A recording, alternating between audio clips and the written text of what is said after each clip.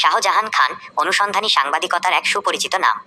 BD voice of মিডিয়ায় ময়মনসিংহের লোমহর্ষক হত্যাকাণ্ড শাহজাহান খানের বিশেষ রিপোর্ট।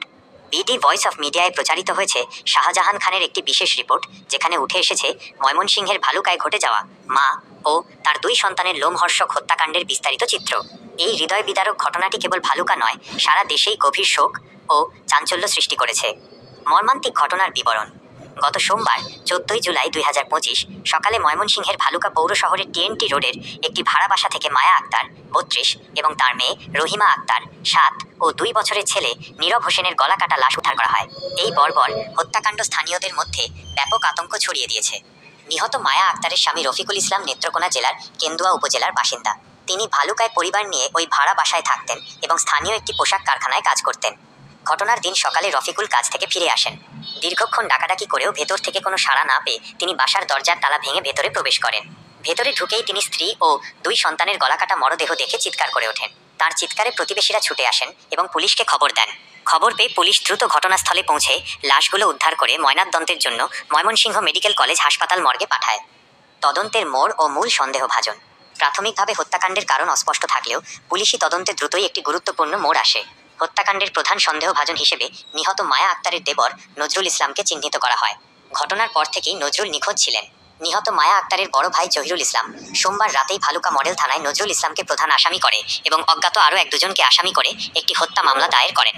পুলিশের তথ্য অনুযায়ী নজরুল ইসলাম পূর্বে একটি হত্যা মামলার আসামি ছিলেন এবং প্রায় 2 বছর কারাভোগের পর 2.5 মাস আগে 40,000 টাকা দেনা করে তার বড় ভাই রফিকুল ইসলাম তাকে জামিনে ছাড়িয়ে এনেছিলেন। জামিনে আসার পর নজরুল একই ভাড়া বাসায় বড় ভাইয়ের পরিবারের সঙ্গে বসবাস করছিলেন এবং অটোরিকশা চালাতেন। যে কক্ষে নজরুল থাকতেন সেই কক্ষের খাটের নিচ থেকে হত্যায় ব্যবহৃত একটি দা উদ্ধার করা হয়েছে। এই তথ্যগুলো হত্যাকাণ্ডে তার জড়িত থাকার দিকেই জোরালো ইঙ্গিত দেয়। প্রধান আসামি গ্রেপ্তার ও পরবর্তী পদক্ষেপ। বিডি ভয়েস অফ মিডিয়াকে দেওয়া সর্বশেষ তথ্যে জানা গেছে, আজ মঙ্গলবার 15 জুলাই 2025 বিকেলে গাজীপুরের জয়দেবপুর রেলওয়ে স্টেশনের কাছ থেকে প্রধান আসামি নজরুল ইসলামকে গ্রেপ্তার করেছে পুলিশ। ময়মনসিংহের পুলিশ সুপার কাজী আক্তার উল আলম এই গ্রেপ্তারের বিষয়টি নিশ্চিত করেছেন। নজরুলকে ভালুকায় নিয়ে আসা হচ্ছে এবং তাকে নিবিড়ভাবে জিজ্ঞাসাবাদ করা হবে।